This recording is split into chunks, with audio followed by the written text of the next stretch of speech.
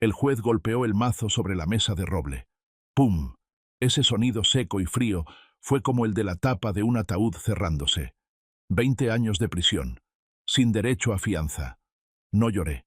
Un verdadero hombre mexicano no llora frente a extraños, especialmente frente a esa manada de buitres reporteros apuntando sus lentes a mi nuca. Solo me quedé sentado inmóvil en el sillón de cuero de la primera fila, con mis viejas manos entrelazadas fuertemente sobre la empuñadura de mi bastón. Los nudillos de mis dedos estaban blancos de tanto apretar. Levanté la vista para mirar a Mateo, mi hijo menor. Estaba de pie en la cabina de cristal para los acusados, vistiendo ese uniforme beige de prisión todo arrugado. Había adelgazado demasiado. Tenía los ojos hundidos y el cabello revuelto. Me miró. En ese instante, el tiempo pareció detenerse. No me miraba con reproche. Me miraba con resignación y, peor aún, con consuelo. Asintió levemente, como queriendo decir, «No pasa nada, papá. Yo aguanto». Y yo, Rogelio Alvarado, apodado el arquitecto de mano de hierro de esta caótica Ciudad de México, ¿qué hice? Le devolví el asentimiento. Un asentimiento cruel, un asentimiento de complicidad. En el fondo, en ese momento pensé, te lo mereces, Mateo. Has arrastrado el apellido Alvarado por el lodo. Firmaste para aprobar ese acero barato que hizo colapsar el puente. Tienes que pagar el precio para limpiar el honor de esta familia. Dios mío, ahora que lo pienso, solo quiero abofetear mi propia cara vieja. Estaba tan ciego. No sabía que en esa sala de tribunal, apestosa a sudor y dinero, el único criminal que salía libre por la puerta principal era yo, o al menos la versión de Don Rogelio el íntegro que mis dos hijos mayores habían fabricado. Vámonos, papá. Hay demasiados reporteros aquí. Una mano se posó en mi hombro. Una mano con un reloj Rolex dorado y uñas perfectamente cuidadas. Era Carlos, mi hijo mayor, el futuro señor diputado. Su voz era grave y cálida, llena de una preocupación filial, ese mismo tono que usaba para dar discursos frente a la multitud de votantes pobres en Iztapalapa. Del otro lado estaba Luis, el segundo, el abogado de la familia. Me sostuvo del brazo, susurrando, «El coche está esperando en la salida trasera. No contestes nada. Deja que yo me encargue». Me ayudaron a levantarme. Caminé tambaleándome. El sonido de mi bastón golpeando el piso de mármol sonaba coc, coc, coc. La multitud se abalanzó como un enjambre de abejas alborotadas. «Don Rogelio, ¿qué opina de la sentencia de su hijo? ¿Sabía usted sobre la corrupción con los materiales? ¿La familia Alvarado compensará a las víctimas?» Los flashes disparaban sin cesar, cegándome. Bajé la cabeza. Carlos levantó la mano para protegerme como un héroe. «Por favor, respeten la privacidad de mi padre. Está muy dolido. Hagan el favor de apartarse». Nos metimos rápidamente en el Mercedes blindado negro. La puerta se cerró de golpe, aislándonos de todo el ruido y el polvo de la calle. El ambiente dentro del auto estaba fresco, con un leve olor a cuero nuevo y perfume caro. El auto arrancó. Miré a través de los vidrios polarizados y vi a la policía escoltando a Mateo hacia otra salida. Estaba esposado, con la cabeza baja, subiendo a ese furgón de metal hirviendo para ir al reclusorio norte. «Se acabó», exhaló Luis, aflojándose la corbata. Sacó su teléfono, sus dedos deslizándose rápidamente por la pantalla. Las acciones del grupo bajaron 2 puntos, pero se están recuperando. El comunicado de prensa ya se envió. La familia Alvarado respeta el veredicto del tribunal y condena cualquier acto indebido personal. «Acto indebido personal», murmuré con la voz ronca. «Es su hermano menor». Carlos se giró para mirarme. Su mirada tuvo un destello de frialdad antes de cambiar rápidamente a una compasión fingida. «Papá, a nosotros también nos duele mucho, pero Mateo cometió un gran error. Si lo encubrimos, tanto mi carrera política como el grupo que construiste con tanto esfuerzo durante 50 años se derrumbarán. Tú sabes cómo es. En este país, la opinión pública es un monstruo. Necesitan un chivo expiatorio». «Chivo expiatorio», solté una risa amarga. «Es un ser humano, Carlos. Es de tu misma sangre. Él firmó esos papeles, papá», intervino Luis con voz cortante. «La firma está ahí, clarísima. Tú mismo viste el expediente. Acero estructural tipo C en lugar de tipo A. Se embolsó 40 millones de pesos. Fue avaricioso. Tiene que pagar. No te tortures más. Guardé silencio. Sí, yo había visto el expediente. La firma de Mateo estaba perfectamente plasmada bajo la orden de cambio de materiales. Conozco su letra, cómo no. Mateo fue noble y dócil desde niño, pero nunca imaginé que se atrevería a hacer algo tan atroz. Creí en las pruebas que Luis me mostró. Creí en la indignación de Carlos. Les creí a ellos, más de lo que creí en mi instinto de padre. El auto cruzaba velozmente las calles de la Ciudad de México. Los rascacielos de la zona de Santa Fe brillaban bajo el sol de la tarde. La mitad de ellos tienen mi sello. Yo construí toda esta ciudad, desde los barrios bajos hasta esas torres de cristal. Entiendo la estructura del concreto, del acero reforzado, pero fracasé estrepitosamente en entender la estructura de mi propia familia. «Estás cansado, papá», dijo Carlos, dándome unas palmaditas en la rodilla. «Ve a casa a descansar. De ahora en adelante no tienes que preocuparte por nada. Nosotros nos encargaremos de todo». En ese momento, pensé que encargarse de todo significaba cuidar de mi vejez. No sabía que, en su diccionario, encargarse de todo significaba despojarme de lo poco que me quedaba, incluso de mi derecho a ser un ser humano lúcido. Antes de continuar, suscríbete al canal y cuéntanos desde dónde nos escuchas en los comentarios de abajo. El Mercedes giró hacia la entrada de la mansión en Lomas de Chapultepec. El portón de hierro negro con sus intrincados diseños florales se abrió lentamente. Esta es la casa que yo mismo diseñé hace 30 años. Una fortaleza de piedra y cristal que mira con orgullo hacia la ciudad. Pero hoy se veía muy extraña. «¿Dónde está María?», pregunté al entrar al vestíbulo principal. Normalmente, la vieja ama de llaves María estaría esperando con un vaso de agua de limón con sal para mí. Ella ha trabajado para mi casa desde que Mateo era un bebé. En lugar de María, un hombre enorme, vestido de traje negro y con un auricular en espiral, salió e inclinó la cabeza. «Buenas tardes, señor». «¿Quién es este?». Fruncí el ceño, volteando a ver a Luis. «Ah». Luis soltó una risa despreocupada, tomándome el abrigo. «Jubilé a María y a los otros empleados viejos, papá. Ya estaban muy viejos, seniles, no podían cuidarte bien. Además, últimamente hay muchos reporteros acechando.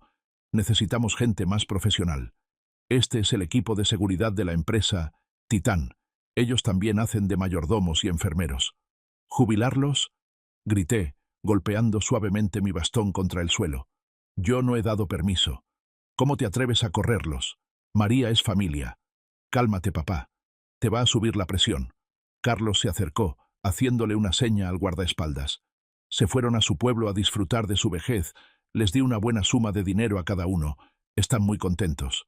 «No te preocupes por nimiedades. Sube a descansar a tu cuarto». Iba a replicar, pero me invadió un mareo.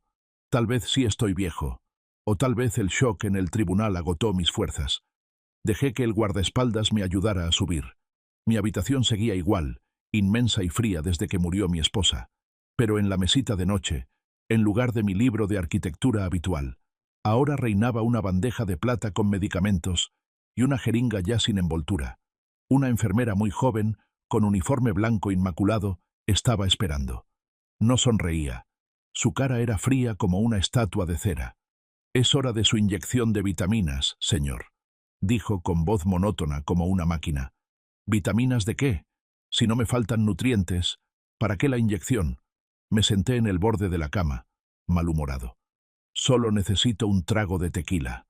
«El doctor Ramírez lo recetó», dijo Luis apoyado en el marco de la puerta, cruzado de brazos mirándome. «Es medicina para el cerebro, para mejorar la circulación. Últimamente se te olvidan mucho las cosas, papá. A veces recuerdas y a veces no, y te pones irritable sin razón. Póntela para estar fuerte, papá». «A mí no se me olvida nada», protesté, pero mi brazo ya estaba siendo sujetado firmemente pero con cortesía por el guardaespaldas. La enfermera limpió mi brazo con alcohol rápidamente. Un pinchazo. Ese líquido frío fluyó por mis venas. Solo 2 minutos después sentí que mi cabeza comenzaba a flotar. Mis extremidades se ablandaron, como si mis huesos se convirtieran en agua. Mi boca quería decir: «Suéltenme, desgraciados», pero se me trabó la lengua. Solo pude emitir unos «uh». sin sentido, desde mi garganta. «Ves, papá, ya ves». La voz de Carlos resonaba en mis oídos. Sonaba lejana como si viniera desde el fondo de un pozo. «En cuanto hace efecto la medicina te duermes bien. Tú duerme, papá, que de los asuntos de la empresa nos encargamos Luis y yo». Me desplomé en la almohada. Mis ojos se cerraban solos. En mi aturdimiento, vi a Luis tomar mi teléfono de la mesa. El único teléfono que usaba para llamar a mis viejos amigos del dominó. «Esto ya no lo necesitas, papá», dijo en voz baja, metiéndose el teléfono al bolsillo del pantalón. «Para que tengas reposo absoluto». La puerta de la habitación se cerró. Clac.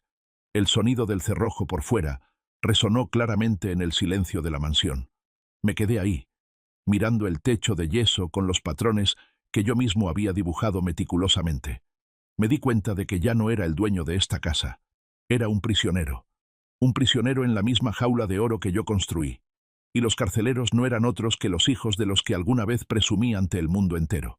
Allá afuera, Mateo estaba tirado en el piso de concreto frío de la prisión. Y aquí, yo acostado en un colchón de plumas de ganso, pero sentía un frío que me calaba hasta la espina dorsal. El frío de la traición. Desperté a medianoche, con la boca seca y un dolor de cabeza que me partía el cráneo. El efecto de la droga había disminuido, pero aún dejaba una niebla espesa en mi cerebro. Traté de sentarme, buscando a tientas un vaso de agua. La habitación estaba en completa oscuridad. La luz de la luna entraba por el ventanal de piso a techo, proyectando la sombra de los barrotes sobre el suelo. Me senté allí, mirando hacia el enorme jardín de abajo. Hace 30 años, cuando construí esta casa, mandé plantar un ahuehuete viejo en medio del jardín. En ese entonces, mis 3 hijos eran pequeños. Carlos siempre era el primero en trepar a la copa del árbol. Luis se quedaba abajo calculando qué rama era segura. Y Mateo, el pequeño Mateo, siempre se sentaba bajo el árbol, dibujando las raíces retorcidas en su cuaderno. «Mijo», susurré a la oscuridad, «¿qué estás haciendo en ese lugar maldito?» Recordé las enseñanzas de mi padre, un albañil pobre de Guadalajara. El dinero limpio es duro, el dinero sucio es blando como el ácido.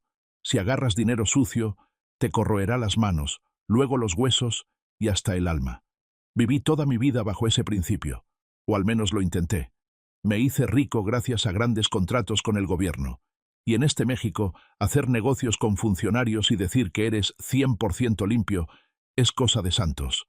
Yo también tuve que dar regalos, tuve que dar mordida para que me aprobaran los permisos rápido. Pero tenía límites. Nunca robé materiales de una obra. Nunca cambié vidas humanas por ganancias. Hace 15 años estuve a punto de perderlo todo. Me asocié con un tipo colombiano llamado Velasco. Él inyectaba capital muy rápido, siempre tenía efectivo disponible.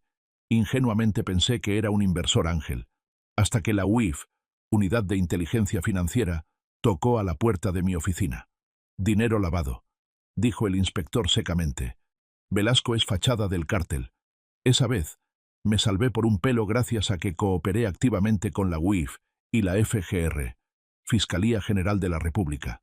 Les ayudé a congelar una cuenta secreta en Suiza llamada Omega, donde Velasco planeaba mover dinero sucio a través de mi empresa.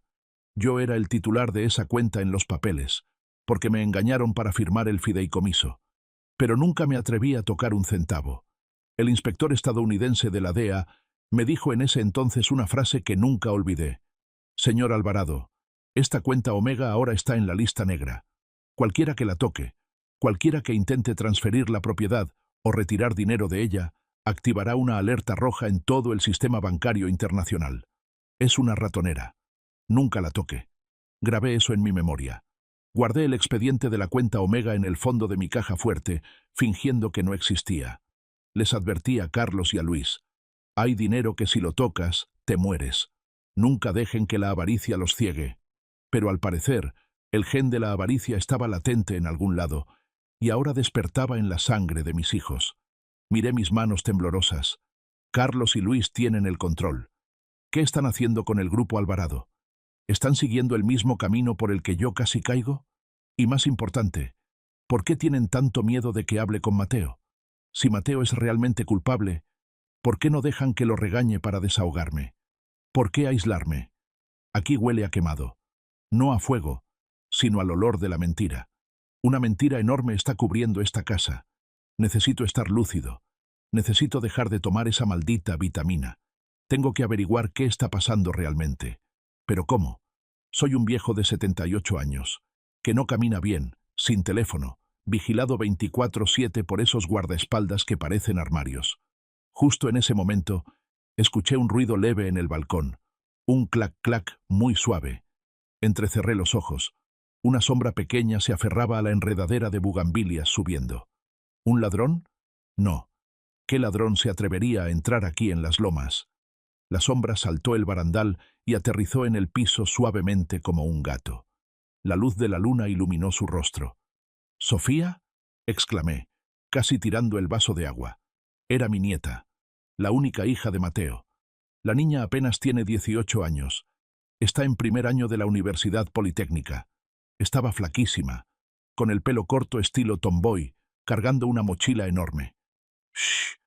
Se llevó el dedo a la boca, mirando nerviosamente a todos lados. Baja la voz, abuelo. Los guardaespaldas de abajo tienen el oído muy fino. ¿Qué estás haciendo? ¿Por qué no entraste por la puerta principal? Susurré, entre feliz y asustado. ¿La puerta principal? Sofía rió con sarcasmo acercándose a mí. El tío Carlos me prohibió la entrada desde la semana pasada. Dijo que estás muy grave, que no te pueden molestar. Los guardias me corrieron como si fuera una apestosa. ¿Grave? Tomé la mano de la niña. Su mano estaba helada y callosa, igualita a la de su papá. Estoy bien, solo un poco atontado por la medicina. Sofía me miró fijamente a los ojos y luego sacó algo de su bolsillo. Un teléfono tabique viejísimo, un Nokia de la prehistoria. Tenlo. Me lo puso en la mano. Es un chip desechable. No lo pueden rastrear. Mi papá me dijo que te lo diera. ¿Tu papá? Se me estrujó el corazón. ¿Viste a tu papá? ¿Cómo está? Los ojos de Sofía se enrojecieron. Se mordió el labio para no llorar. Fui a la visita ayer. Le pegaron, abuelo. Tiene la cara toda morada. Pero no se quejó. Solo me encargó una sola cosa. ¿Qué te dijo? Dijo, dile al abuelo que no crea en lo que ve en los papeles, que recuerde la primera lección de dibujo técnico. Cuando un plano es demasiado perfecto, es porque ha sido borrado y corregido. Me quedé helado. La lección de dibujo técnico, miré el teléfono en mi mano. Una pista, un rayo de esperanza brillando en la oscuridad. Mateo estaba tratando de enviarme una señal. Vete, hija. Es muy peligroso. Empujé a Sofía hacia el balcón. Yo te contacto después. La niña asintió y bajó ágilmente como una ardilla. La miré hasta que su sombra desapareció tras la cerca. Apreté el teléfono. Un plano demasiado perfecto. ¿A qué se refería? Su firma en ese expediente de corrupción. Era demasiado clara, demasiado firme.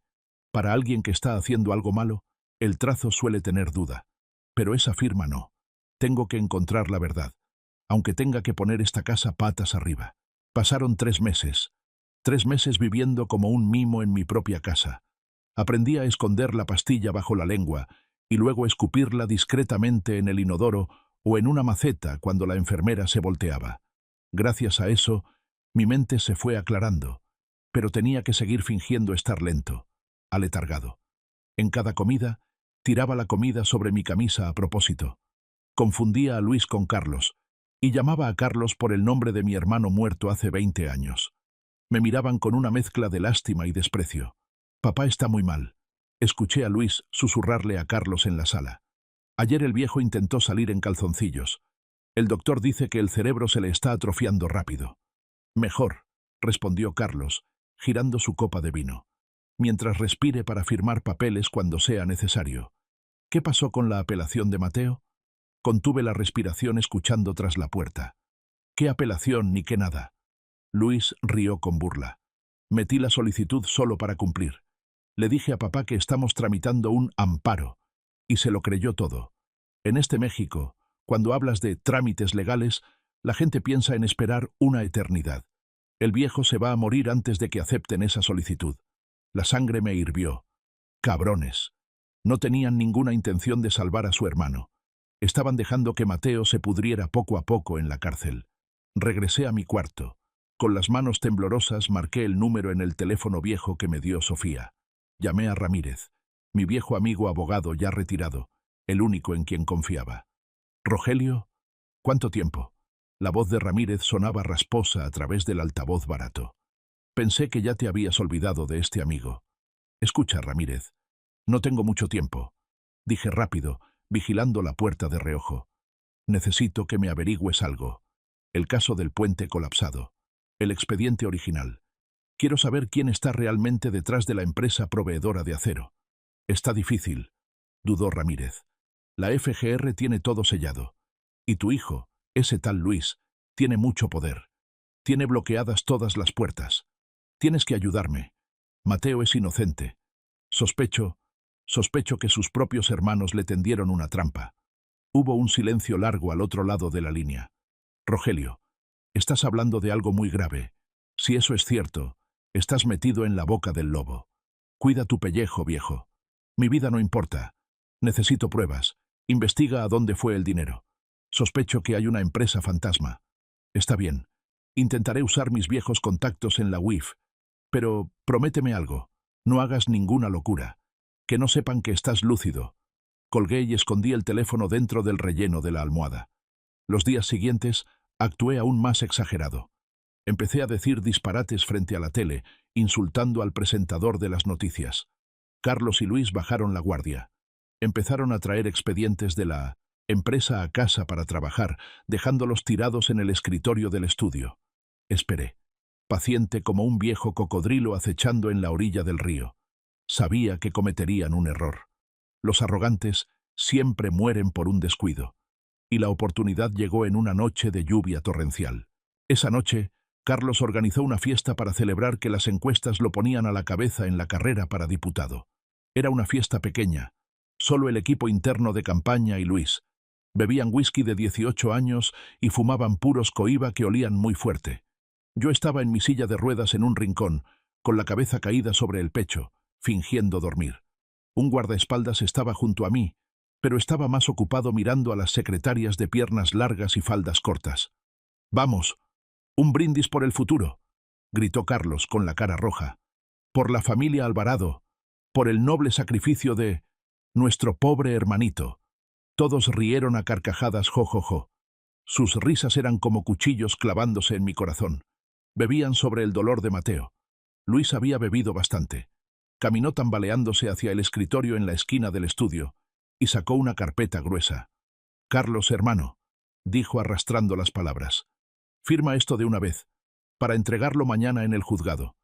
«¿Qué es eso?», preguntó Carlos, sin soltar la cintura de la secretaria. «Papeles de trámite, importantes, para resolver de una vez el problema del viejo». Abrí un poco los ojos. «¿El problema del viejo? ¿Soy yo?». Carlos tomó la pluma y firmó con un garabato rápido sin siquiera leer. «Listo, arréglalo todo, que la prensa no se entere». Luis soltó una carcajada. Metió el papel firmado en su maletín, pero le temblaba la mano por la borrachera y dejó caer un borrador al suelo. Le dio flojera agacharse, así que pateó el papel hacia el cesto de basura de rejilla metálica bajo el escritorio.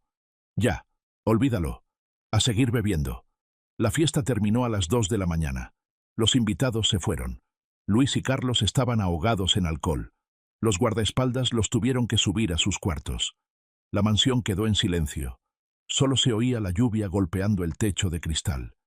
Esperé 30 minutos más para estar seguro. Abrí los ojos lentamente y levanté la cabeza. Tenía el cuello entumecido de estar colgado tanto tiempo. Le hice señas al guardaespaldas del turno de noche que bostezaba aburrido. «Llévame a mi cuarto. Quiero ir al baño». El guardaespaldas empujó mi silla hacia el elevador. Al pasar por el estudio dije: «Detente. Olvidé mi bastón ahí adentro». «Déjelo para mañana, abuelo. Tengo mucho sueño». Refunfuñó. «Te dije que te detengas. ¿Quieres que me orine aquí mismo?», grité, fingiendo un berrinche de viejo. El tipo suspiró fastidiado y me empujó dentro del estudio. «Ya. ¿Dónde está el bastón? Rápido».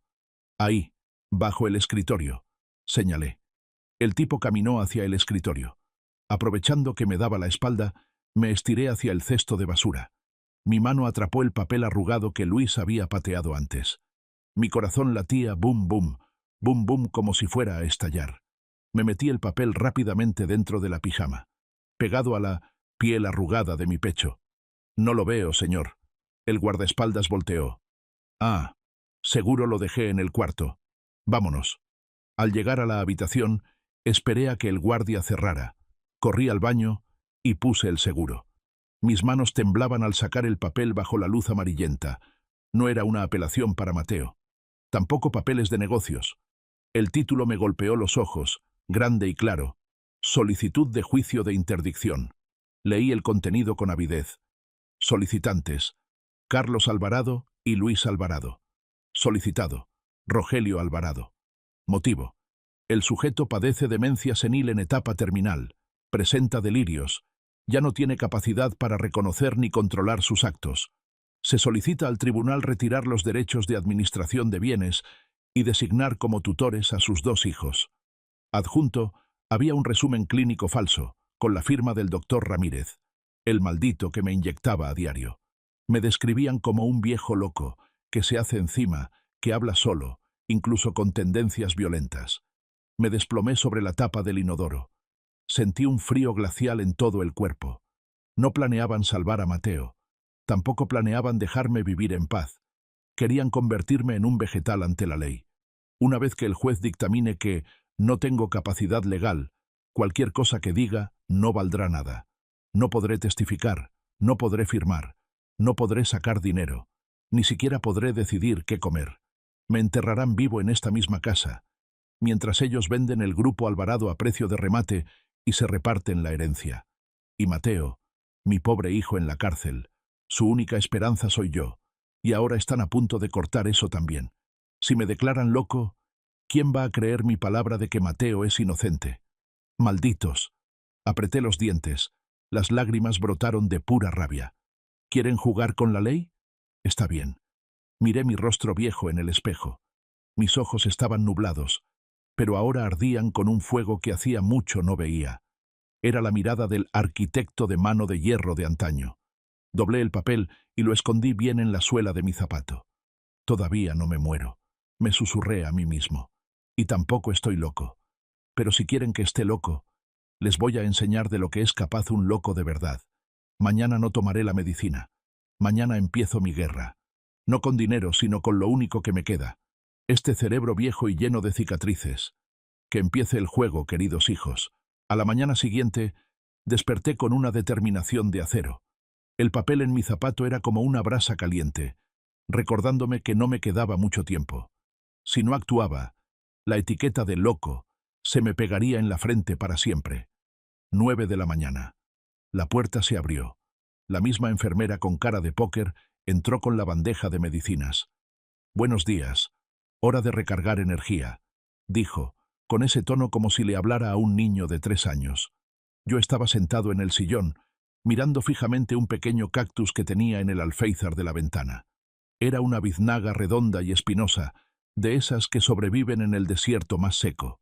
Se parecía a mí, vieja, espinosa y callada. «Hoy no quiero inyección», refunfuñé, fingiendo encogerme de miedo. «Duele mucho. Vamos, pórtese bien, don Rogelio. Es solo un poquito, como un piquete de hormiga». Se acercó, con la jeringa ya purgada. La miré, y de repente señalé hacia la ventana, gritando a todo pulmón: «¡Carlos! ¡Cuidado con el lobo!». La enfermera saltó del susto y volteó por reflejo. Era mi oportunidad. En una fracción de segundo, le arrebaté la jeringa de la mano, o más bien le golpeé la mano haciendo que se confundiera. «¡Ay, Dios, qué hace!», exclamó ella. «El lobo. El lobo se comió a la gallina». Seguí gritando, moviendo brazos y piernas como loco. En medio de ese caos, saqué la aguja discretamente y rocié una gran cantidad del líquido de la jeringa en la tierra de la maceta del cactus. Luego, rápidamente clavé la aguja en el cojín del sofá y empujé el resto. Cuando ella se volteó para calmarme, la jeringa ya estaba vacía. «Ya, no hay ningún lobo, señor», suspiró aliviada al ver que la jeringa ya no tenía medicina. Pensó que yo había forcejeado y me la había inyectado, o simplemente le dio flojera inyectarme de nuevo. «Ya se inyectó. Muy bien». Recogió sus cosas y salió. Me dejé caer en el sillón, sudando a chorros. Mi corazón latía rápido no por la medicina, sino por la tensión de este teatro tan torpe. Pasaron 3 días. Repetí el truco, o a veces escondía la pastilla bajo la lengua y la escupía en el baño. Mi mente empezó a aclararse. Las nubes en mi cerebro se disiparon. Pude recordar la combinación de la caja fuerte, los nombres de viejos socios, incluso el sabor del mole poblano que cocinaba mi esposa. Pero el cactus no tuvo tanta suerte. Para la mañana del cuarto día, la biznaga que estaba tan verde empezó a ponerse amarilla pálida. El tallo se ablandó, supurando un líquido negro. Para la tarde, se colapsó, pudriéndose desde adentro. Miré el cadáver de esa planta y sentí un escalofrío. Madre mía, lo que me inyectaban no eran vitaminas. Era un inhibidor neuronal de alta dosis o algún tipo de veneno lento. Si una planta de desierto con tanta fuerza vital no pudo aguantar, ¿qué tan podrido estaría mi viejo cerebro si siguiera usando eso unos meses más? No solo querían que estuviera loco en los papeles, querían que estuviera loco de verdad, o que muriera lentamente en la demencia. Tiré la planta muerta a la basura y la cubrí con papel picado. Ese era el testigo silencioso del crimen de mis hijos. Muy bien, hijos, susurré, apretando el puño en el brazo del sillón. ¿Quieren a papá loco? Les voy a enseñar cómo es un loco de verdad. Esa tarde, cuando Luis llegó a casa, yo estaba sentado en medio de la sala. Me había quitado los pantalones. Solo traía unos calzoncillos de flores chillones y me estaba orinando en el piso. «Papá, ¿qué demonios estás haciendo?», gritó Luis, tapándose la nariz. Sonreí tontamente, señalando el charco que se extendía por el costoso mármol. «Es el mar. Luis, mira, estoy en la playa en Acapulco. ¡Qué olas tan grandes!». Luis me miró con un asco absoluto. Se volteó para gritarle al guardaespaldas: «Limpien esto ya. Y llamen al doctor para que le suba la dosis. Este viejo ya no tiene remedio». Seguí sonriendo como idiota, pero por dentro estaba afilando un cuchillo. Su asco era mi mejor escudo en este momento. Mi locura funcionó. La vigilancia empezó a relajarse. Los guardaespaldas ya no estaban pegados a mí 24/7 porque les daba asco el olor a viejo senil. Se juntaban en la caseta de vigilancia para ver el fútbol y platicar, dejándome vagar por la casa como un fantasma inofensivo. Pero seguía aislado. Cortaron el internet. Desconectaron el teléfono fijo. El celular viejo que me dio Sofía no tenía saldo. Solo recibía mensajes, pero no podía llamar. Necesitaba a Sofía. Necesitaba conectar con el mundo exterior. La oportunidad llegó el viernes por la noche. Carlos y Luis salieron a una cena de recaudación de fondos. Solo quedaban 2 guardias en el turno de noche. Pidieron pizza para cenar. «Llegó la pizza». Sonó el timbre del portón. El guardia salió a abrir. Un repartidor con casco cerrado y uniforme de Domino's Pizza entró. Era de cuerpo pequeño. Nadaba dentro del uniforme enorme. 2 de pepperoni grandes y una coca. La voz del repartidor sonó. Un poco grave, pero la reconocí de inmediato. Yo estaba sentado en el vestíbulo, fingiendo contar mis dedos, y el corazón me dio un vuelco. «Sofía, qué valiente es esa niña. Deja eso ahí. Aquí está el dinero». El guardia le dio un billete de 500 pesos. «Quédate con el cambio». «Gracias, jefe». «Oiga, jefe, ¿me da chance de usar su baño? Me duele la panza. Vengo desde Iztapalapa y no he podido ir».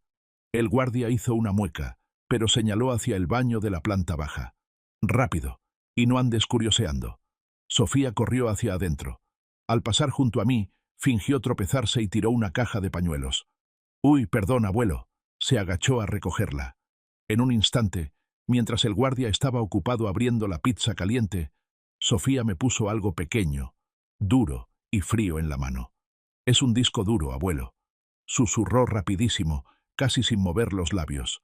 «Los datos de Sol Naciente están en la compu del tío Luis, pero está encriptada con huella digital física. Tienes que conseguir que ponga su dedo en esto para copiarlo». «¿Huella digital?». Abrí los ojos como platos. «¿Cómo voy a hacer eso? Esta noche llega borracho. Tú sabrás cómo hacerle. Es la única oportunidad. Mañana borran el servidor». Dicho esto, Sofía se levantó y me hizo una reverencia. «Disculpe usted, señor». Y corrió al baño. Le bajó a la palanca ruidosamente para disimular y salió. «Gracias, jefes. Provecho con la pizza». La moto arrancó y se fue. Me quedé ahí, apretando el pequeño disco duro en mi mano sudorosa. Misión imposible. Tengo que colarme en el cuarto de Luis, o esperar a que baje, y usar su dedo para desbloquear los datos. Un viejo de 78 años contra un hombre de mediana edad astuto y un sistema de seguridad biométrico. Pero no tengo opción. Por Mateo. 1 de la mañana. El rugido del motor de un deportivo en el patio anunció que Luis había llegado. Caminaba tambaleándose, cantando desafinado, apestando a tequila y perfume de mujer. «Buenas noches, señor». El guardia corrió a ayudarlo. «Suéltame. Puedo caminar solo». Luis manoteó al guardia. Entró a la sala dando tumbos. Aventó el saco al sofá y se desplomó ahí mismo. «¡Qué cansancio! Mañana vendo esta maldita casa». Murmuró unas frases y empezó a roncar como si cortaran madera. Yo estaba en mi cama en el segundo piso, con la oreja parada. Llegó el momento. Bajé de la cama con mucho cuidado. Mis rodillas tronaron crack. Tuve que morder fuerte para no soltar un quejido. No me puse pantuflas. Caminé descalzo sobre el piso de piedra helada. Bajé las escaleras. Cada escalón era un reto. Me aferré al barandal, conteniendo la respiración. El guardia estaba en la caseta. La voz del comentarista de fútbol en la tele tapaba mis pasos. Bendito sea el fútbol. Me arrastré hacia la sala. Luis estaba boca abajo en el sofá largo, con la mano colgando hacia el piso. La caja fuerte empotrada estaba detrás del cuadro del Popocatépetl, en la pared, justo arriba de su cabeza. Pero no necesitaba abrir la caja fuerte. Sofía dijo que los datos estaban en el disco duro de la laptop que Luis siempre traía consigo. Su maletín de cuero estaba tirado a los pies del sofá. Me arrodillé en el suelo. Las rodillas me dolían como si me clavaran agujas. Jalé el maletín lentamente. El cierre sonó «sst», muy despacito. Luis se movió. Cállate». Me congelé. Sentí que el corazón se me paraba. Me aplasté contra el suelo, fingiendo ser un tapete. Luis chasqueó la boca y siguió roncando. Solté el aire. Saqué la laptop con suavidad. La abrí. La pantalla se iluminó. Pedía huella digital. Miré la mano de Luis colgando. La mano de mi hijo, al que yo le enseñé a escribir el A, B, C. Ahora, esa mano se usaba para firmar transferencias de dinero sucio, para empujar a su hermano a la cárcel. Tomé su dedo pulgar. Era grueso, caliente y un poco sudoroso. Lo levanté con cuidado y lo puse sobre el sensor de la laptop. Bip. La pantalla cambió al escritorio. Éxito. Conecté el disco duro de Sofía al puerto USB. Un programa corrió automáticamente. Esa niña Sofía es una genio. La barra de estado de copia apareció. 10%, 30%. El tiempo pasaba lento como un siglo. Miraba la barra y luego la cara de Luis. Dormía profundamente. Su cara estaba relajada. Se veía tan noble como antes. ¿Por qué terminaste así, Luis? ¿En qué me equivoqué? ¿Les di demasiado dinero y muy pocos cinturonazos? 70%, 90%. De repente, Luis abrió los ojos. Me quedé petrificado. Sus ojos me miraban directo, nublados y con venas rojas. «¿Papá?», murmuró arrastrando la voz. «¿Qué haces?». «En el suelo». Reaccioné rápido. Puse una sonrisa de demente y empecé a tantear, bajo el sofá, buscando al grillo. «Luis, ¿dónde está mi grillo? Está cantando cri-cri aquí». Luis entrecerró los ojos tratando de enfocar. La borrachera dominaba su cerebro. «¿Qué grillo ni qué nada? Sube a tu cuarto». Cerró los ojos y movió la mano para espantarme como a una mosca. «Estás loco de remate». Justo en ese momento. ¡Ting! Copia completada. Arranqué el disco duro. Me lo metí en la cintura del pantalón. «¡Ya lo encontré!», grité bajito. Me levanté, con toda la fuerza de mis viejas piernas, y caminé de espaldas hacia la escalera. «Ya me voy a dormir. Buenas noches, grillo». Subí las escaleras temblando. Al llegar al cuarto, puse el seguro. Me recargué en la puerta y jadeé. Lo tenía. Tenía la evidencia de Sol Naciente, la empresa fantasma que Luis usó para recibir el soborno del puente. Ahora sí, al contraataque. A la mañana siguiente, me levanté temprano y me vestí formal. Escondí el disco duro en mi calcetín y el certificado médico falso en el bolsillo interior de mi saco. Esperé hasta las 10 de la mañana, cuando llegó el camión de la basura. El portón principal se abrió.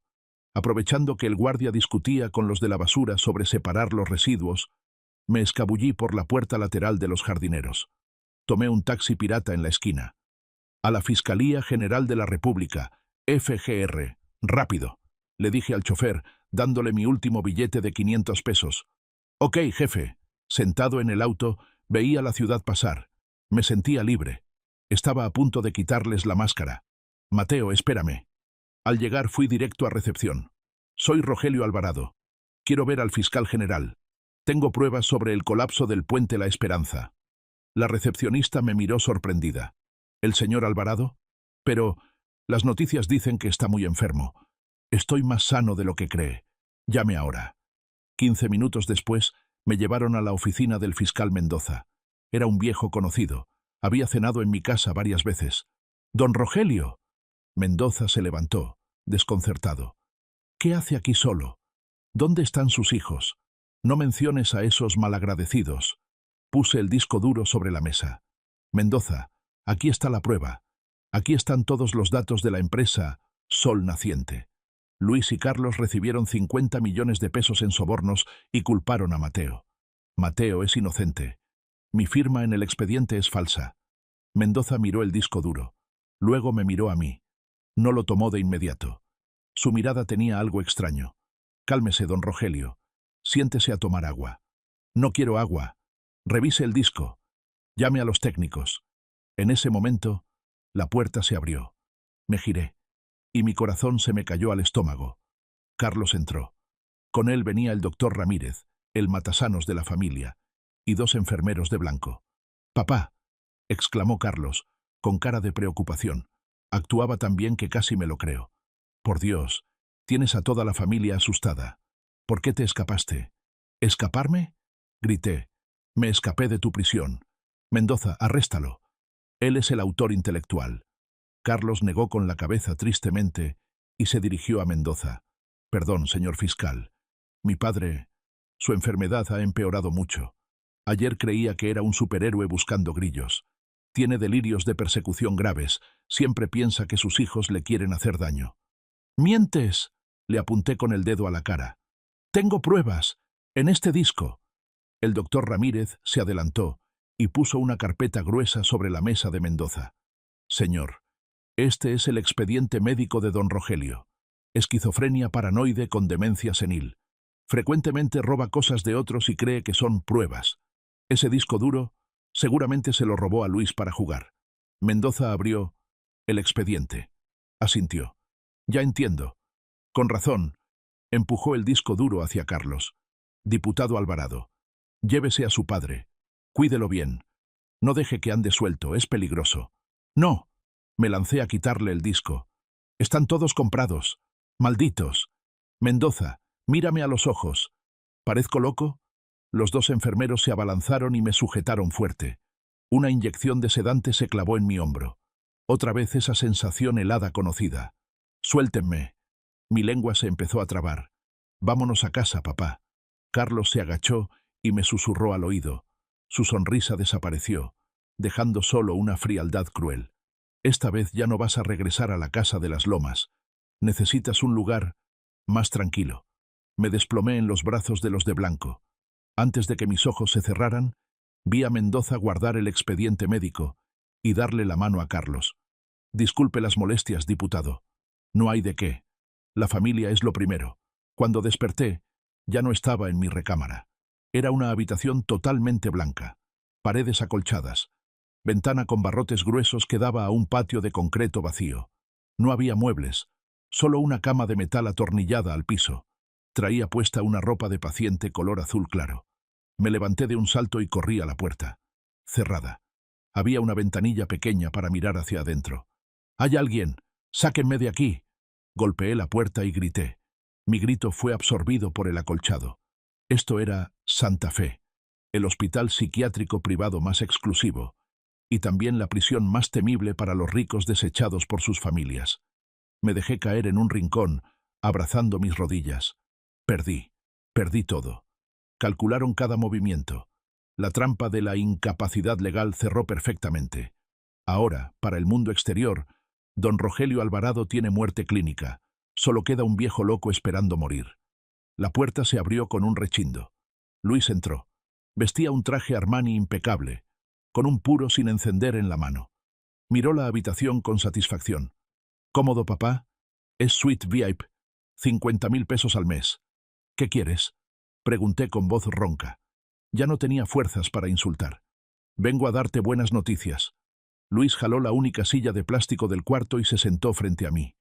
Mañana firmo el contrato para vender el 51% de las acciones del grupo a unos socios chinos. Vamos a tener mucho efectivo. Vendes mi sudor y lágrimas a extranjeros. Dinero es dinero. Luis se encogió de hombros. Ah, y otra noticia sobre Mateo. Escuché que en el reclusorio hay problemas entre las bandas. Es muy probable que la próxima semana haya un motín. Y quién sabe, tal vez el pobre Mateo tenga la mala suerte de que le claven un cuchillo en la panza durante el caos. La sangre se me heló. ¿Tú piensas matar a tu hermano? Yo no, rió Luis, con la sonrisa de una víbora. Es un accidente, pero ese accidente se puede evitar, si tú cooperas. ¿Cooperar?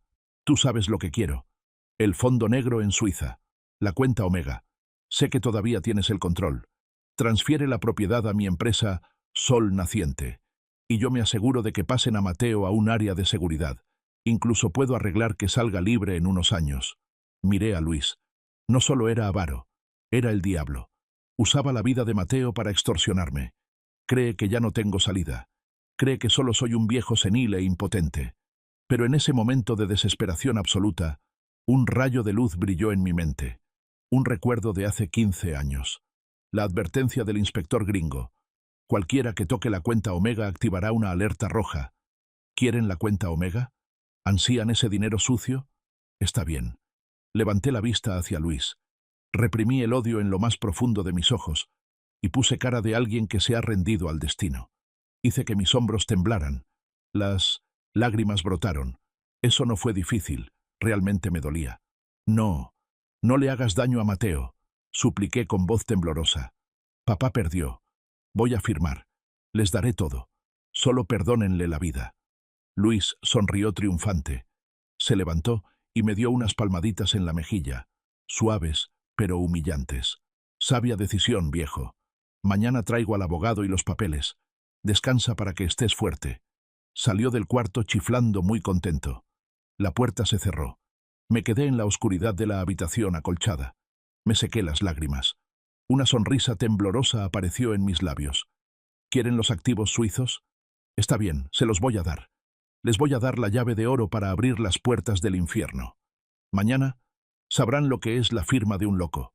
Esa noche, en la celda acolchada del psiquiátrico Santa Fe, no dormí. Me quedé mirando el techo blanco inmaculado, con el estómago rugiendo de hambre. Había decidido hacer huelga de hambre, no para morir, sino para verme más demacrado. El hambre agudizó mi mente de una manera extraña. Como un viejo lobo acorralado, mis sentidos se volvieron más nítidos que nunca. Recordé el día que conocí a aquel inspector gringo hace 15 años. El nombre de la cuenta Omega en el banco de Zúrich. No era una mina de oro. Era una bomba de tiempo. Durante los últimos 15 años, viví con miedo, sin atreverme a tocar ni un centavo, porque sabía que el Tesoro de los Estados Unidos y la UIF, Unidad de Inteligencia Financiera de México, le habían puesto una bandera roja. Era una trampa de miel para los lavadores de dinero. Y ahora, mis hijos se lanzaban hambrientos hacia esa trampa. A la mañana siguiente, me quedé tirado en la cama, con la cara chupada. Cuando la enfermera trajo la bandeja de comida, la tiré al suelo. «Llama a Carlos», susurré, tratando de imitar la voz de un moribundo. «Dile que me rindo. Quiero firmar». La enfermera me miró con lástima y corrió a dar el aviso.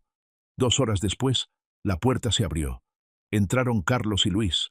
Con ellos venía un abogado desconocido, con cara resbaladiza como de anguila, cargando un maletín de piel de cocodrilo, y un notario viejo con lentes de fondo de botella. «¿Ya lo pensaste bien, papá?», preguntó Carlos, con voz fría, sin siquiera molestarse en fingir piedad filial. Miró el plato de avena derramado en el piso con asco. «Mateo», gemí, y las lágrimas, reales, brotaron de mis ojos arrugados. «No lo maten. Perdónenlo. Les daré todo. La cuenta en Suiza. 20 millones de dólares. Tómenlo y déjenme en paz». Luis le guiñó un ojo al abogado. El abogado sacó rápidamente un legajo grueso de documentos ya redactados. «Don Rogelio», dijo el abogado con voz chillona, Este es el contrato de cesión de derechos y beneficios.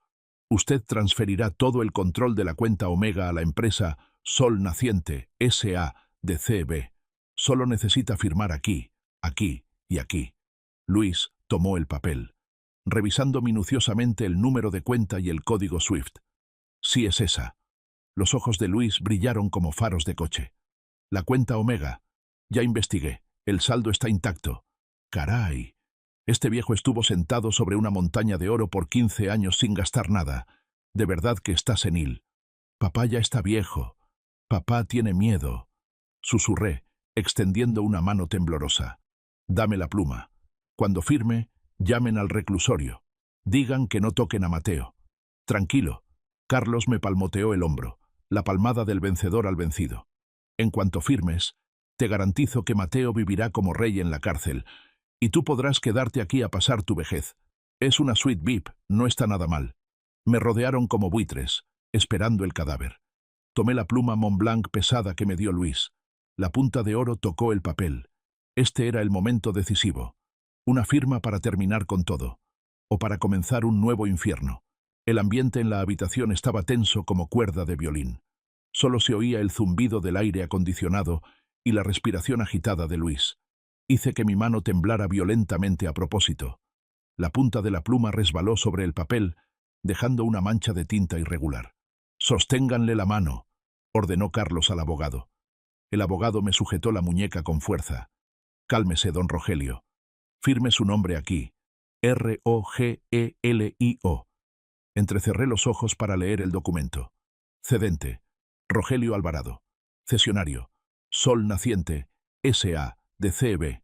Representante legal: Luis Alvarado y Carlos Alvarado. Objeto: transferencia total de derechos de propiedad, administración y riesgos legales relacionados con la cuenta número 789 ex Omega en el Banco de Zúrich. Riesgos legales. Este abogado redactó esto con mucho cuidado. Quería que yo no tuviera nada que ver con el dinero, pero no sabía que esa frase era precisamente la soga al cuello para sus clientes. Puse la pluma de nuevo. Firmé. Unos trazos garabateados, temblorosos y débiles, propios de un viejo de 78 años con demencia senil. Listo el primero. El notario estampó su sello, pum. Sigue la segunda hoja. Firmé la segunda, la tercera. Cada firma era un latido boom boom en mi pecho. Estaba apostando mi vida y la de Mateo en esta jugada. Si la UIF no actuaba a tiempo, si la orden de congelamiento de Estados Unidos había caducado, entonces lo perdería todo. Sería el tonto que le lleva la carne a la boca del gato. La última hoja. Terminé de firmar y dejé caer la pluma al suelo. ¡Clac! Luis arrebató el expediente como si fuera un salvavidas. Se apresuró a firmar su nombre en la parte de cesionario. Carlos también firmó al lado. «¡Listo!», gritó Luis, dándole un beso al papel. $20 millones. ¡Somos ricos, cabrones!». El notario selló por última vez. El contrato tenía validez legal inmediata. Carlos se volvió hacia mí, con una sonrisa burlona en los labios. «Gracias, papá. Te portaste muy bien. Ahora descansa. Sobre lo de Mateo. Haré la llamada. Pero seguramente tardaré unos días en arreglarlo. Tú espera, ¿eh?». Iba a dar la vuelta para irse. Iba a traicionarme. Lo sabía. Pero no alcanzó a salir por la puerta. Me senté derecho en la cama. Dejé de temblar. Me pasé la mano por el cabello canoso y revuelto para peinarme, y me acomodé el cuello de la bata de paciente. Respiré profundo y hablé con esa voz potente, resonante y llena de autoridad del arquitecto de mano de hierro de antaño. Esa voz que no habían escuchado en 6 meses. «Alto ahí, imbéciles». Todos en la habitación se quedaron pasmados y voltearon. Carlos se detuvo en seco. Luis me miró con los ojos desorbitados. El abogado se quedó con la boca abierta. «¿Qué dijiste?», preguntó Carlos frunciendo el ceño. Bajé lentamente de la cama, caminé hacia la silla de plástico y me senté, cruzando la pierna con elegancia y aplomo. Ya no quedaba ni rastro del viejo senil que se orinaba en los pantalones. «Dije que se detengan», dije, mirándolos fijamente a los ojos a cada uno. «Y revisen sus teléfonos. Seguramente les va a llegar un mensaje». «Papá, ¿qué clase de teatro estás haciendo?», balbuceó Luis, abrazando fuerte el expediente. «Ni se te ocurra salir con una locura». Papelito habla. Ya está notariado. Exacto. Papelito habla. Sonreí. Una sonrisa gélida. Acaban de firmar aceptando la propiedad de la cuenta Omega. Felicidades. Acaban de convertirse oficialmente en dueños de una cuenta que está en la lista negra, OFAC Sanctions List, del Departamento del Tesoro de los Estados Unidos. La cara de Luis perdió el color. ¿Qué? ¿Qué cosa? Hace 15 años, dije pausadamente, disfrutando cada segundo mientras el miedo se colaba en sus ojos. Mi antiguo socio, Velasco, usó esa cuenta para lavar dinero del cártel. Yo me salvé de la cárcel porque cooperé con la DEA y la UIF para congelarla. Yo era el titular, así que no la confiscaron, solo la dejaron congelada bajo vigilancia. Cualquiera que realice una transferencia, retiro o confirme la propiedad de esa cuenta, activará automáticamente una alerta roja por lavado de dinero y financiamiento al terrorismo. —¡Mientes! —gritó Carlos, lanzándose a agarrarme del cuello de la camisa. —Este viejo loco está delirando otra vez. Abogado, ¿verdad que miente? El abogado estaba blanco, sin una gota de sangre en la cara. Sacó torpemente su teléfono para buscar. Cuenta Omega, Banco de Zúrich, OFAC. Le temblaban las manos. Se le cayó el teléfono al suelo. —Diputado —susurró el abogado, con voz de querer llorar—, es verdad. Está en la lista de sanciones nivel 1. Nosotros acabamos de firmar un documento aceptando la culpa en lugar de él. Le quité la mano a Carlos de mi cuello, sacudiéndome el polvo como si me quitara una mosca sucia. No estoy loco, Carlos. Solo soy viejo. Y los viejos solemos ser precavidos. Guardé esta trampa por 15 años. Solo que nunca imaginé que tendría que usarla para atrapar a mis propios hijos. —¡Rómpelo! ¡Rómpelo ya! —gritó Luis, intentando frenéticamente romper el expediente que tenía en las manos. —Es inútil —señalé hacia el techo, donde estaba el detector de humo. Miren bien el detector de humo. ¿Ven ese puntito negro? Sofía instaló una cámara ahí desde la semana pasada. Toda esta ceremonia de firma, desde que me obligaron a firmar hasta que celebraron como idiotas por el dinero, se transmitió en vivo a un servidor, seguro en la nube. Y más importante, miré el reloj de pared. Sofía tiene instrucciones. En cuanto yo terminara de firmar, enviaría el escaneo del contrato y el enlace del video a la UIF. Son las 10:15. Seguramente ya lo recibieron. No hubo sirenas aullando. No hubo equipo SWAT pateando la puerta. En el mundo de los criminales de cuello blanco, la muerte no llega con una bala. Llega con el sonido de un teléfono. Ring, ring. El teléfono de Luis sonó primero. Ese tono de la cucaracha que le parecía tan gracioso, ahora sonaba como trompeta funeraria. Luis contestó temblando. —¿Bueno? Vi cómo su cara pasaba del rojo a un gris cadavérico. Le temblaba el labio. —¿Qué? ¿Congeladas? ¿Por qué? Si yo soy el titular, soy abogado. Dejó caer el brazo. El teléfono golpeó el suelo. El banco acaba de llamar. Todas las cuentas de la empresa Sol Naciente y mis cuentas personales están congeladas. Orden de la UIF. Ring, ring. Esta vez fue el teléfono de Carlos. Miró la pantalla. Era el número de su jefe de campaña. No se atrevía a contestar. Me miró fijamente, paralizado. —Contesta, hijo —lo animé—. Seguro son buenas noticias. Carlos presionó el botón de contestar temblando. —Diga. La voz del otro lado era tan fuerte que la escuché desde donde estaba sentado. —¡Diputado! ¿Qué diablos hizo? La Comisión Electoral y la Fiscalía acaban de irrumpir en la oficina. Traen orden de cateo. Dicen que está involucrado en una red internacional de lavado de dinero. Están asegurando las computadoras. Escápese ya. Carlos colgó. Retrocedió hasta chocar con la pared. Me miró como si viera a un monstruo. —¿Tú? ¿Qué has hecho? —gimió. —Arruinaste todo. Mi carrera.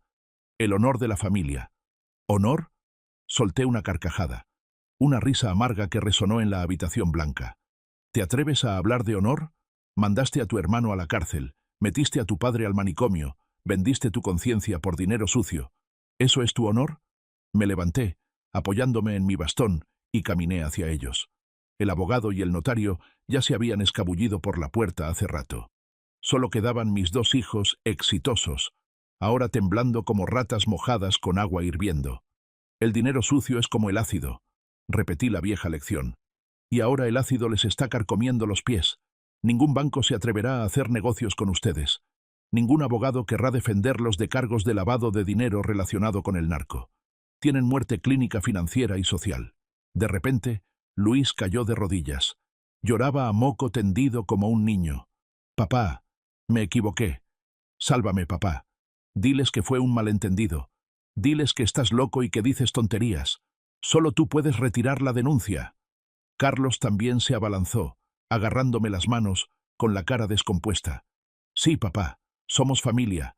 ¿Tienes corazón para ver a tu hijo en la cárcel? Ya casi soy diputado. Te voy a cuidar. Cuidaré a Mateo. Miré a mis dos hijos arrodillados a mis pies. Me dolía el alma. Caray, a fin de cuentas son mi sangre. Yo les cambié los pañales, les enseñé a andar en bicicleta. Verlos así de patéticos no me daba placer. Solo sentía tristeza. Una tristeza inmensa de un padre que fracasó. Pero no podía ablandarme, porque Mateo seguía en la cárcel. «¡Levántense!», grité. «No humillen más el apellido Alvarado». Se levantaron torpemente, secándose las lágrimas. «Les voy a dar una última oportunidad», dije con voz fría.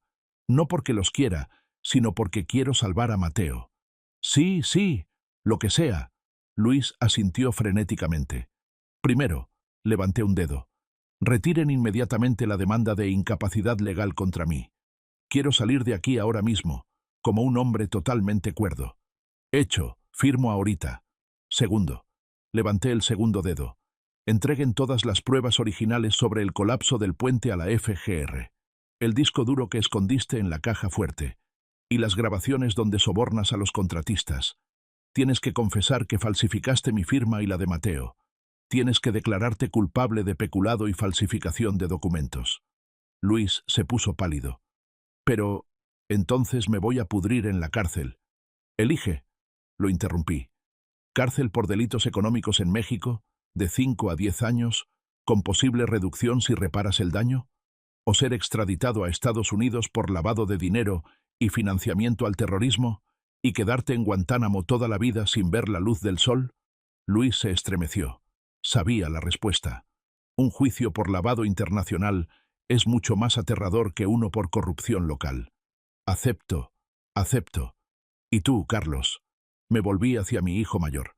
«Renuncia a tu candidatura inmediatamente y usa todo el dinero limpio que te quede para indemnizar a las víctimas del puente. Quiero ver los recibos de transferencia antes de que se ponga el sol».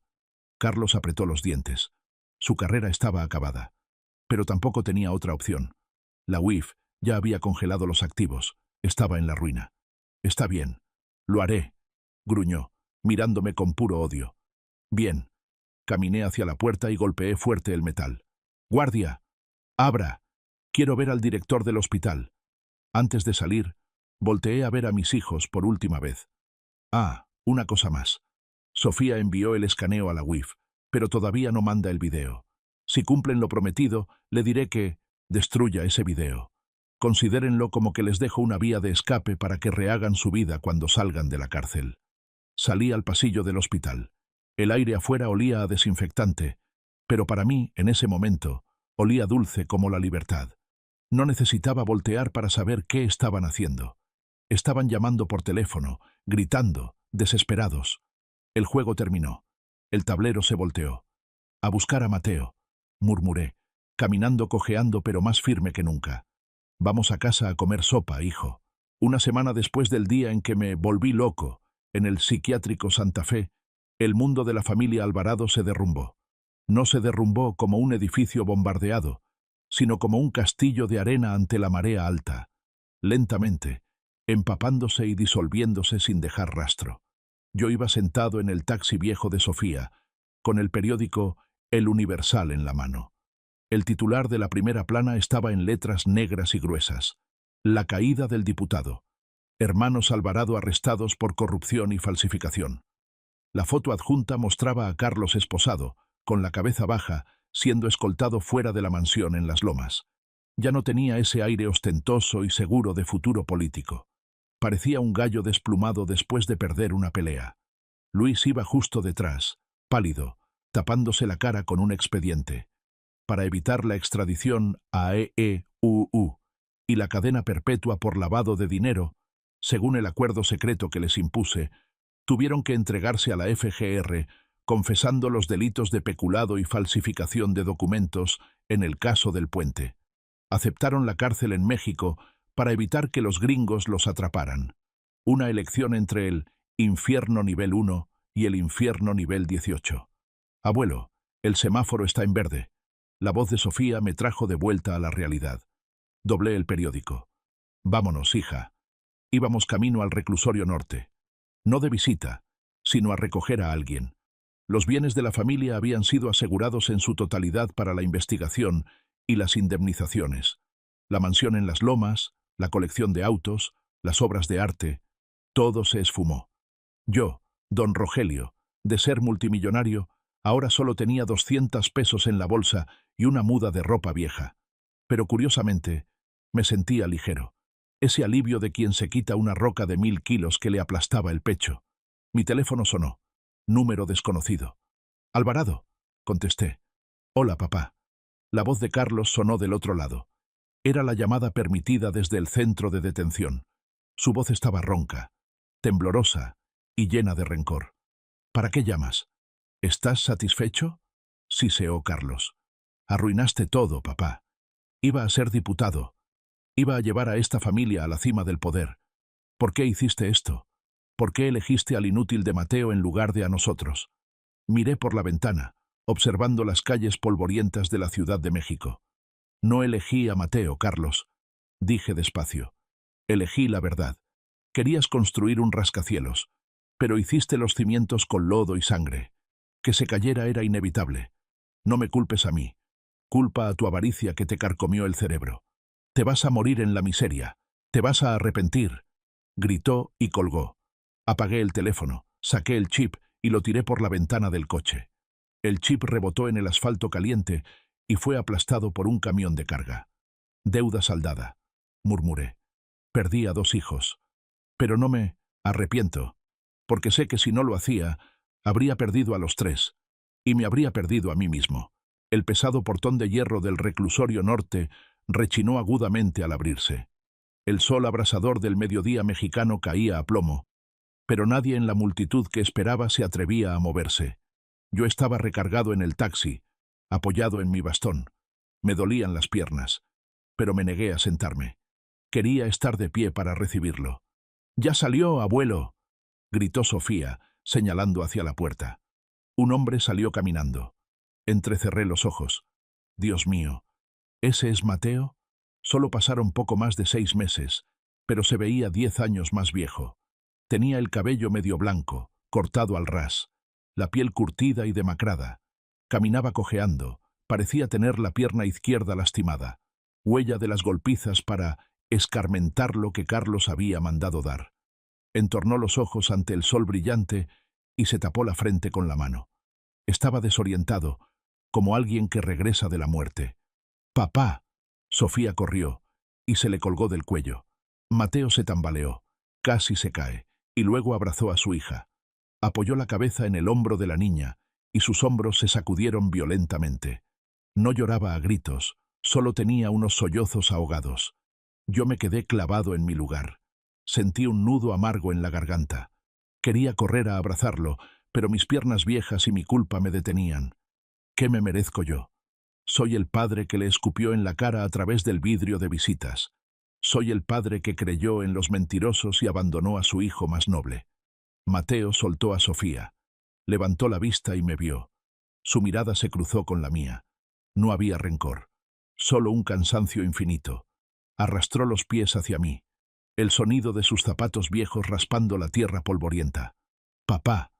Su voz estaba ronca, rota como grava moliéndose. «Mijo». Se me quebró la voz. «Perdóname. Perdóname, hijo». Iba a arrodillarme. Un viejo de 78 años iba a arrodillarse ante su hijo de 45. Pero Mateo fue rápido y me sostuvo.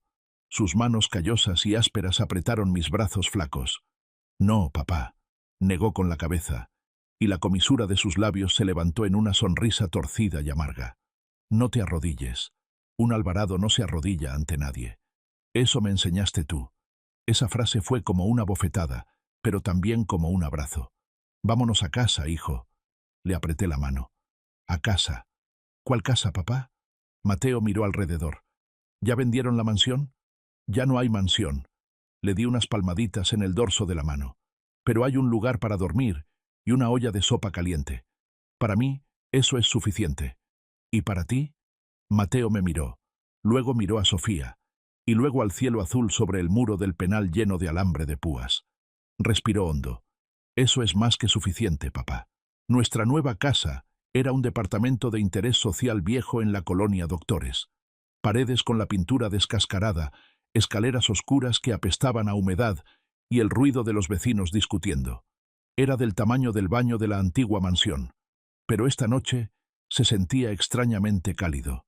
Sofía estaba ocupada en la cocinita, preparando sopa de fideos, comida de pobres, el platillo que mi esposa cocinaba cuando aún no éramos ricos.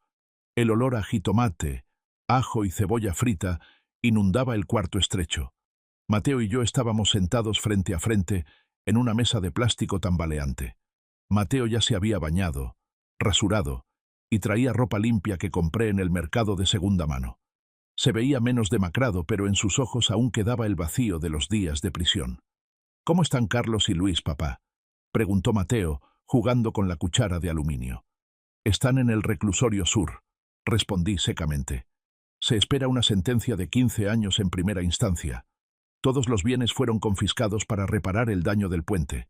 Se quedaron sin nada. Mateo asintió, sin decir nada. No mostró alegría. Solo suspiró. ¿Los odias?, le pregunté. Sí. Mateo miró el plato de sopa humeante que Sofía acababa de servir. Pero me odio más a mí mismo. Detuve la cuchara y lo miré. ¿Por qué? Tú eres la víctima. Te sacrificaste para cargar con la culpa por mí, aunque fuera un malentendido. Mateo guardó silencio. Movió la sopa con la cuchara. El sonido de la cuchara golpeando el plato cling, cling, sonaba muy solitario. Papá. Levantó la vista para mirarme. ¿De verdad crees que soy tan estúpido como para creer que firmaste ese papel en un momento de confusión? Me quedé helado. ¿Qué quieres decir? Soy ingeniero, papá. Trabajé contigo 20 años. Conozco tu letra cuando estás borracho, cuando estás sobrio, feliz o triste. Esa firma falsa era muy sofisticada, pero le faltaba algo. El punto fuerte al final de la O. Tú siempre marcas fuerte el punto al terminar tu firma. Esa firma no lo tenía. Mi corazón latió fuerte. Entonces, ¿sabías que era una firma falsa? Sí. ¿Sabías que no fui yo quien firmó? Lo sabía. Entonces, ¿por qué? Grité con voz temblorosa. ¿Por qué aceptaste la culpa? ¿Por qué fuiste a la cárcel? Si sabías perfectamente que fueron Carlos y Luis, ¿por qué no los denunciaste desde el principio?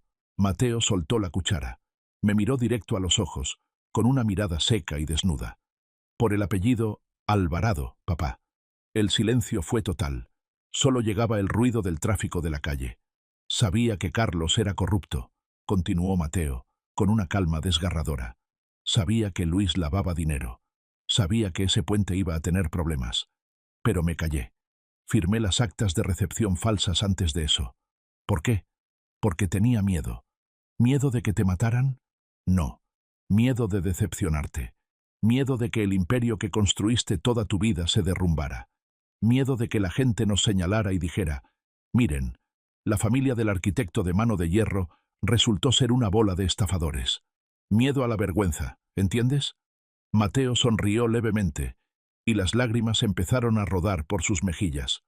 Cuando el puente colapsó y vi la firma falsa, supe de inmediato que era cosa de mis hermanos. Pero en ese momento pensé, si los denuncio, los 3 hermanos iremos a la cárcel, papá morirá de un infarto y el apellido Alvarado será maldito por siempre. Así que elegí ser un mártir. Acepté toda la culpa. Creí que era un héroe. Creí que estaba protegiendo el honor de la familia. Golpeó la mesa con el puño. ¡Pum! Pero me equivoqué. En la cárcel, tirado en el piso de concreto recibiendo golpes, me di cuenta. Ese tal honor que tú y yo adorábamos estaba podrido por dentro. No protegía a la familia. Estaba encubriendo un crimen. Yo también tengo culpa, papá. Mi culpa fue la cobardía disfrazada de lealtad. Me quedé petrificado. La sopa frente a mí se enfrió. Así que era eso. Yo pensaba que yo era la víctima. Pensaba que Mateo era una víctima ingenua. Resulta que todos fuimos cómplices. Fuimos cómplices de una religión equivocada. La religión de las apariencias, de la cáscara brillante. Les enseñé a mis hijos a ser exitosos, a ser fuertes, a cuidar el nombre. Pero olvidé enseñarles la lección más importante. Hay que vivir con honestidad, aunque la verdad sea desnuda y fea. Extendí mi mano sobre la mesa y tomé la mano temblorosa de Mateo. Nos equivocamos, hijo, dije con la voz anudada. Tanto tú como yo. Construimos un castillo sobre arenas movedizas. Y ahora se cayó. Sí, se cayó. Mateo se secó las lágrimas y tomó una cucharada de sopa. Pero al menos estos escombros son reales. Ya nadie tiene que mentir. Lo vi comer. Sopa de fideos barata, cocinada deprisa, pero la comía con gusto como si fuera el manjar más exquisito. Come, abuelo. Sofía se sentó a mi lado, tomándome del brazo. Se enfría y ya no sabe rico. Tomé la cuchara. El bocado de sopa bajó por mi garganta, cálido y salado. Sabor a jitomate, a cebolla y a lágrimas invisibles. 3 meses después, nuestra vida poco a poco entraba en rutina. Mateo consiguió trabajo como ayudante en un pequeño taller de carpintería. Tiene buena mano y es detallista, así que el dueño lo aprecia mucho. Ya no es el ingeniero en jefe, ya no usa trajes elegantes, pero cada tarde que llega del trabajo, oliendo intensamente a madera de pino, veo que sus ojos brillan más que nunca. Sofía sigue estudiando, y por las noches trabaja medio tiempo en una cafetería en la esquina. Esa niña es nuestra única esperanza, el brote verde que nace de las cenizas. Y yo, don Rogelio, el ex multimillonario, ahora tengo el trabajo más importante de mi vida: cocinar y esperar a que lleguen. Esta tarde llueve a cántaros. Los aguaceros de la Ciudad de México siempre traen una tristeza nostálgica. Estoy sentado junto a la ventana, mirando la calle inundada. La tele está prendida en el noticiero de la tarde. Hoy, la Suprema Corte rechazó la apelación del exdiputado Carlos Alvarado y su hermano. La sentencia de 15 años de prisión se mantiene firme. Todos los bienes remanentes serán confiscados. Miro la cara de Carlos en la tele. Ha envejecido mucho. Tiene la mirada vacía. Tomo el control y apago la tele BUP. La pantalla se queda negra. Ya no siento dolor. La herida ya cerró. Dejó cicatriz, una cicatriz grande y fea. Pero al menos ya no sangra. Oigo el ruido de la puerta. Mateo y Sofía llegaron, empapados pero riendo y platicando. Mateo trae una bolsa de churros calientes envueltos en papel de estraza. «Papá, ¿quieres churros? Están calientitos, recién hechos».